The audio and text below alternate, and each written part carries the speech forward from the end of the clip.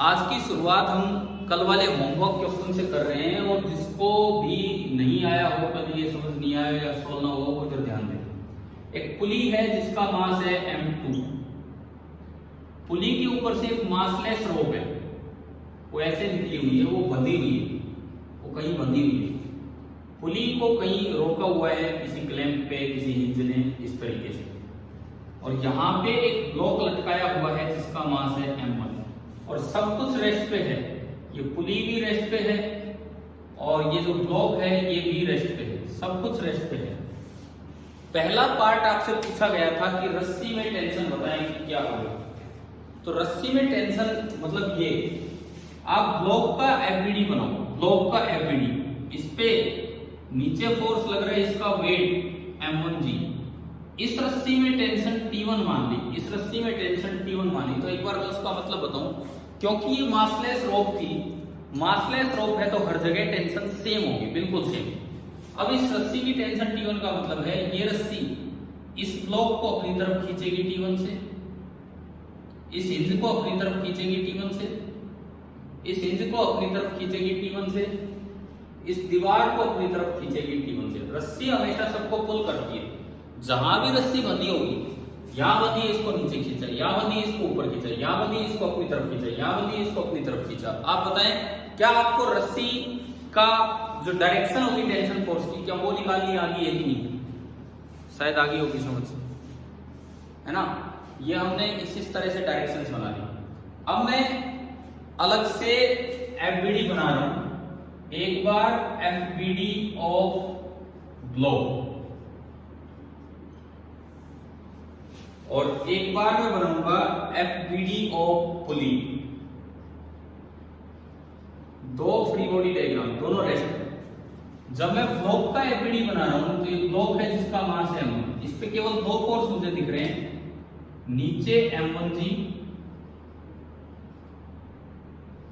और ऊपर tension T1, और ये रेस्ट पे है। और अगर ये रेस्ट पे है तो नेट फोर्स 0 होना चाहिए, यानी कि फोर्स बैलेंस होने चाहिए। तो मेरे पास रस्सी की टेंशन आ गई m1g। आप बताइए ये क्लियर हो गया? T1 बराबर m1g। क्या ये क्लियर हो गया सभी को? ठीक है। अब देखो, अब मैं वीडियो पुली बना रहा हूं। ये पुली को मैंने पॉइंट से दिखाया।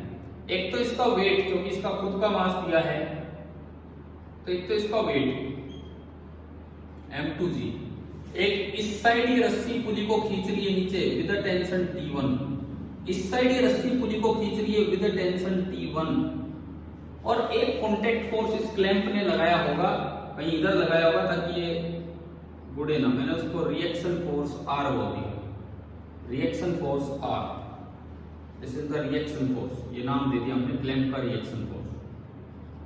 और ये पुली भी रेस्ट पे है तो इस पे भी नेट फोर्स 0 होना चाहिए। तो अब क्या करो, T1 की वैल्यू अभी आपने निकाली m1g, यहां भी T1 है m1g। तो अब अगर मैं देखता हूं तो पुली पे नीचे की तरफ तो फोर्स लग रहा है दोनों जुड़ के m2g प्लस m1g, और इधर जो खिंचाव है रस्सी का दैट इज ओनली m1g। सबसे पहले इन दोनों का रिजल्टेंट निकालो। सबसे पहले इसका और इसका, इन दोनों का और इसका रिजल्टेंट। और वेक्टर में हमने सीखा था कि रिजल्टेंट इधर आएगा, मैंने उस रिजल्टेंट को F बोल दिया। तो जो F होगा, क्योंकि 90 डिग्री पे जब दो फोर्स होते हैं तो रिजल्टेंट ऐसे निकलता है, अंडर रूट ऑफ एक का स्क्वायर, एक है m1g का स्क्वायर और दूसरे का स्क्वायर m2g प्लस m1g का स्क्वायर। पूरे में से g स्क्वायर कॉमन आया, ये बचा m1 square plus m2 plus m1 का होल स्क्वायर, और g स्क्वायर का अंडर रूट जो है वो आपका आया g।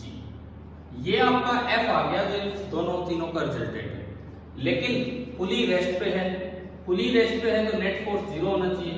नेट फोर्स 0 तभी होगा जब इतना ही अपोजिट डायरेक्शन में ये रिएक्शन फोर्स हो, हिंज का फोर्स हो, और ये इसको कैंसिल कर दे। तो जो रिएक्शन फोर्स ऑफ हिंज है, रिएक्शन फोर्स ऑफ हिंज, वो भी यही आ गया और ये इसका आंसर हो गया। बताओ आपको समझ आ गया कि नहीं? ठीक है। हाँ जी भाई, सभी बच्चों को क्लियर है ना टोटली कि ये जो कल जो सवाल दिया था? टोटल 35 पार्टिसिपेंट्स हैं एट प्रेजेंट, तो सबको क्लियर होना चाहिए। अच्छा ठीक है, हैं क्या कह रहे हो? क्यों, उसका फायदा क्या है ये बताओ? क्लास शेयरिंग का कोई बेनिफिट है?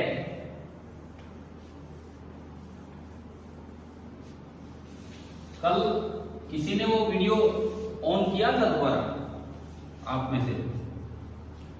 तो आपने अगर लाइव अटेंड कर ही ली है तो उसकी जरूरत क्या है? नहीं है ना शायद।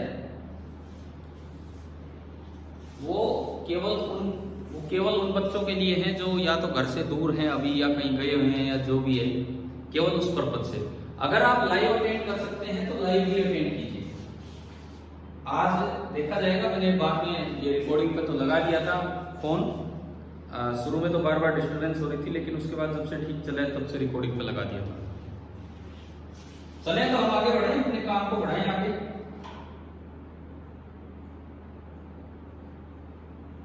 समझ आ रही है कि नहीं बताओ? ये रस्सी वस्सी, ये ब्लॉक और ये एफबीडी बनाना, ये सब क्लियर हो रहा है?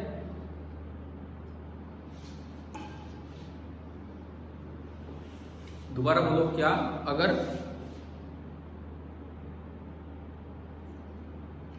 अच्छा,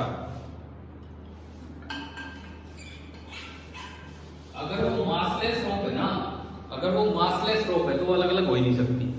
हाँ, अगर रोप का ही मास हो तो उसमें पूरी रस्सी में कभी भी टेंशन सेम होती नहीं, समझ गए हो? अगर वो मासलेस रोप है तो फिर पुली के बांधेंगे थोड़ी, फेविकॉल से थोड़ी चिपकाएंगे इधर अलग इधर अलग। और अगर दोनों मासलेस रोप है, आप दो रस्सी ले लो, दोनों का मास अलग अलग कर दो तो अलग अलग रोप होगी।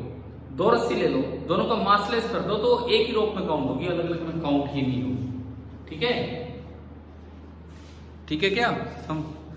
ठीक है, तो अभी मैं थोड़ा स्प्रिंग फोर्स के बारे में स्टार्ट करूं। देखिए, एक नए फोर्स की एंट्री हो रही है हमारे लिए, दैट इज स्प्रिंग फोर्स। एक नया फोर्स एंटर कर रहा है, दैट इज स्प्रिंग फोर्स। क्या है ये स्प्रिंग फोर्स? इसके बारे में हम थोड़ा समझने की कोशिश करें। स्प्रिंग तो आप सभी ने देखी है, पेन की स्प्रिंग होती है और स्प्रिंग होती है ना? स्प्रिंग तो सभी ने देखी है। एक स्प्रिंग जो होती है उसकी एक बड़ी इंपॉर्टेंट प्रॉपर्टी है। अभी ये स्प्रिंग अपनी नेचुरल लेंथ में, और इसकी नेचुरल लेंथ को मैं L से रिप्रेजेंट करता हूं। L is the natural length of spring. अगर ये स्प्रिंग अपनी नेचुरल लेंथ में है तो ये किसी को कोई डिस्टर्ब नहीं करेगी, कोई धक्का नहीं मारेगी, ना किसी को खींचेगी।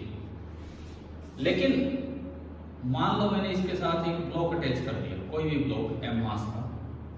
एक स्प्रिंग का एक फोर्स कांस्टेंट होता है, एक स्प्रिंग की एक प्रॉपर्टी होती है जिसे बोलते हैं फोर्स कांस्टेंट। सिंबल होता है K और उसकी SI यूनिट होती है न्यूटन पर मीटर। न्यूटन पर मीटर ये उसकी SI यूनिट होती है। स्प्रिंग का फोर्स कांस्टेंट क्या कहता है कि अगर आप स्प्रिंग को x डिस्टेंस पुल करते हो, देखो अभी तो ये नेचुरल लेंथ है, मैं इसको x लेंथ आगे ले जाऊं, स्प्रिंग थोड़ी सी खींचेगी, और मैंने इसकी लेंथ कर दी L प्लस x। तो बताओ, आप अपनी कॉमन सेंस से बता सकते हो कि जो स्प्रिंग है वो ब्लॉक को अपनी तरफ खींचेगी या बाहर धकेलेगी? अपनी तरफ। आपने उधर x एक्सटेंशन दिया तो स्प्रिंग इधर फोर्स लगाएगी F, और ये जो फोर्स होता है ये डायरेक्टली प्रोपोर्शनल होता है x के। जितना ज्यादा x करोगे उतना ज्यादा फोर्स लगेगा, और यहाँ जो कांस्टेंट आता है उसे फोर्स कांस्टेंट बोलते हैं, जो ऊपर हमने लिखा था F बराबर kx। सिमिलरली अगर आपने स्प्रिंग को कंप्रेस किया, अगर आपने स्प्रिंग को कंप्रेस किया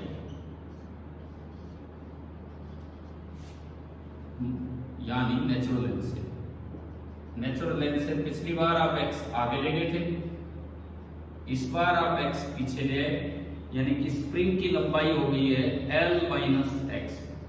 अब बताओ स्प्रिंग इस पे फोर्स ब्लॉक पे बाहर की तरफ लगाएंगे या अपनी तरफ ही खींचेगी?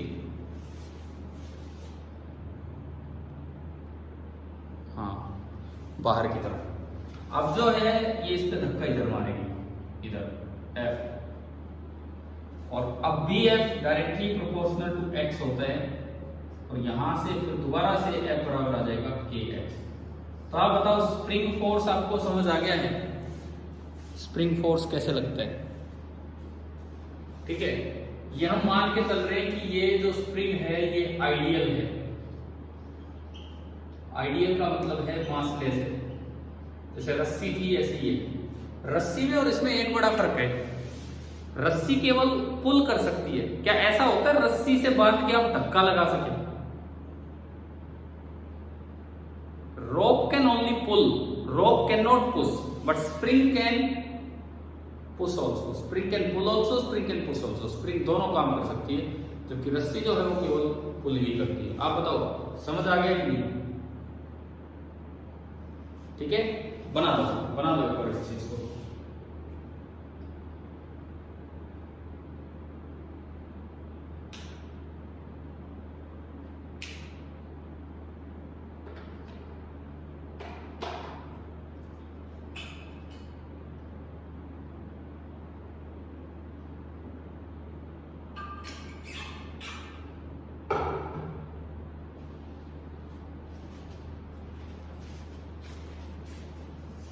उस वीडियो का तो ये फायदा है, कभी भूल जाओ कोई कॉन्सेप्ट की ये कॉपी में लिख रखा है लेकिन समझ नहीं आ रहा, तो आप दोबारा, मतलब इन दिनों में स्कूल में तो आप मिलेंगे, इन दिनों में आप दोबारा चला सकते हैं इसको, कैसा है कैसा नहीं कैसे है। हाँ, इस शनिवार तक।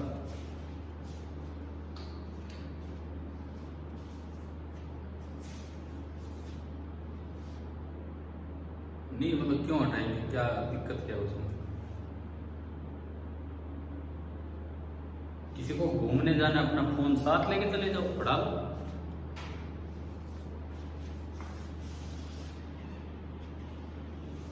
हाँ भाई, हो गया क्या बताओ, नोट हो गया?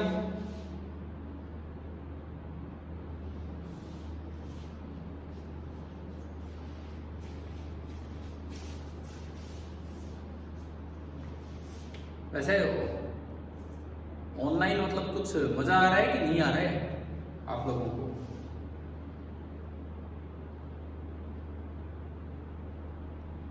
है भाई, ऑनलाइन क्लास अटेंड करके कैसा लग रहा है?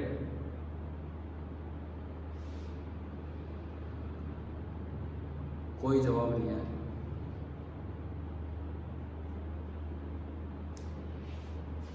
ठीक ठाक है, चलो मैं केवल फिजिक्स की बात कर देता हूँ। तो एक दो कॉन्सेप्ट सीखते हैं क्लास में, वो नोट हो जाते हैं ढंग से।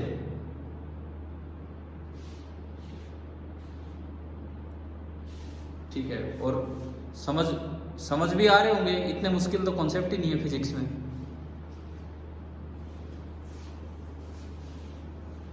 चले हम मिटा दो इसको, थोड़ा सा और बचा है। ठीक है,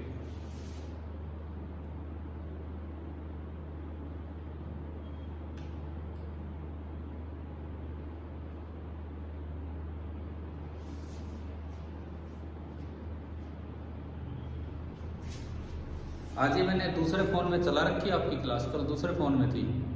आज विजिबिलिटी ठीक है बोर्ड की?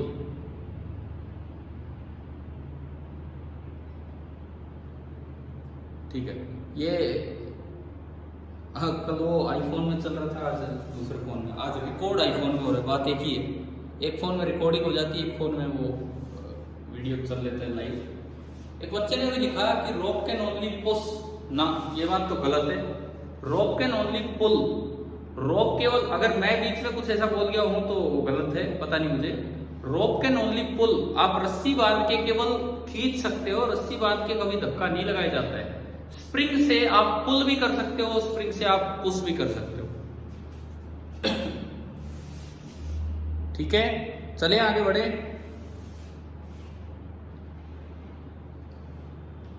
हाँ भाई, हो गया नोट?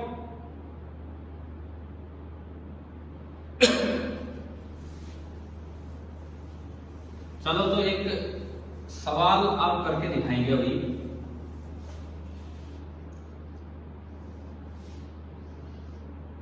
एक छत से एक spring Lee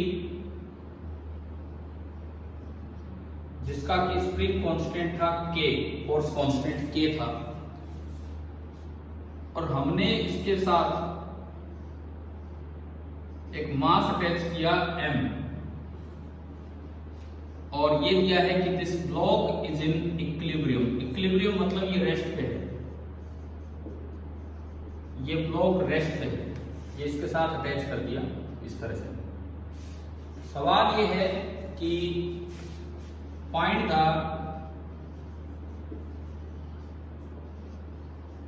extension in the spring. ये जो आपकी सिचुएशन दिखाई गई है, ये जो आपकी सिचुएशन दिखाई गई है कि ब्लॉक रेस्ट पे है, तो इस वक्त स्प्रिंग में कितना एक्सटेंशन है ये आपको पता लगाना है। ये बताओ।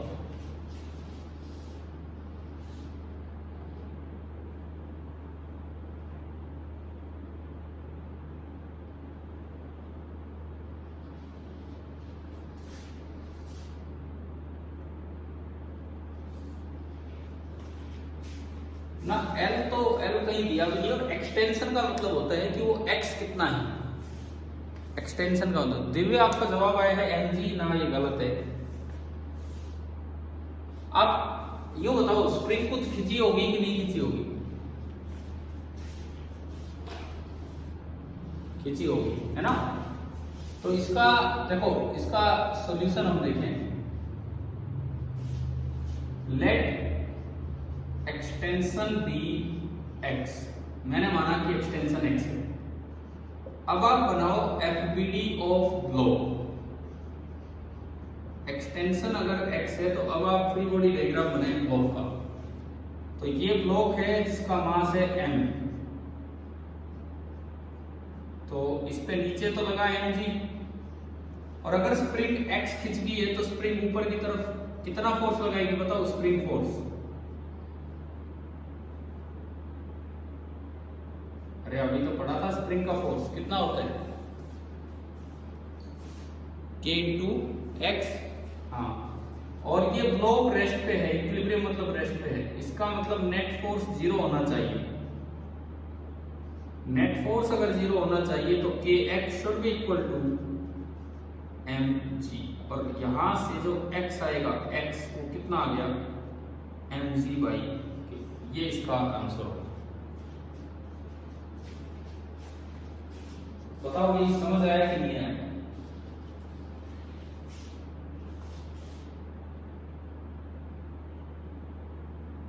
हाँ जी, क्लियर है? ठीक है, ठीक है, जमा कर दीजिए।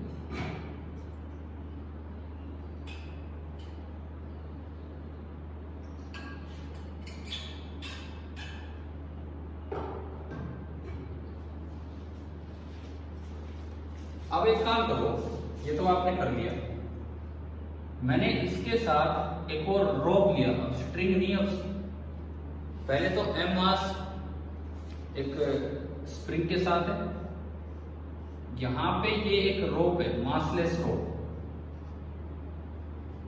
और इसके साथ मास अटैच कर दिया m/2। अब आपको क्या करना है? Find the extension in the spring and tension in रोप।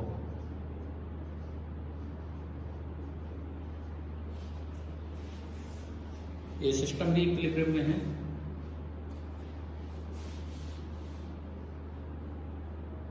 हाँ ठीक है, तो बच्चे ने सही बताया है, टेंशन जो होगा m/2g। आप अगर m/2 का FBD बनाओगे तो नीचे लगेगा m/2g, ऊपर लगेगा टेंशन T, और ये रेस्ट पे है, तो T बराबर आ गया m/2 इंटू g। ठीक है, टेंशन आ गई m/2 इंटू g।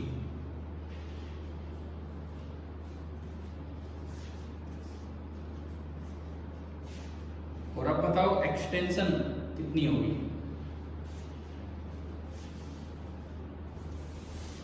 3mg/k ना 3mg/k नहीं। आप इस पूरे को इकट्ठा देखो, कितना मास है ये, कितना मास है, m + m/2 यानी कि 3m/2। तो इस रस्सी का काम है अब m ही, अब 3m/2 मास को संभाल के रखना है, यानी कि नीचे जो फोर्स होगा, वेट होगा इस पूरे सिस्टम का, दैट इज 3m/2। तो ऊपर जो है वो kx है, तो kx बराबर 3m/2g करोगे तो x बराबर आया 3mg/2k, ये इसका आंसर है। x बराबर आया 3mg/2k। समझ आ गया?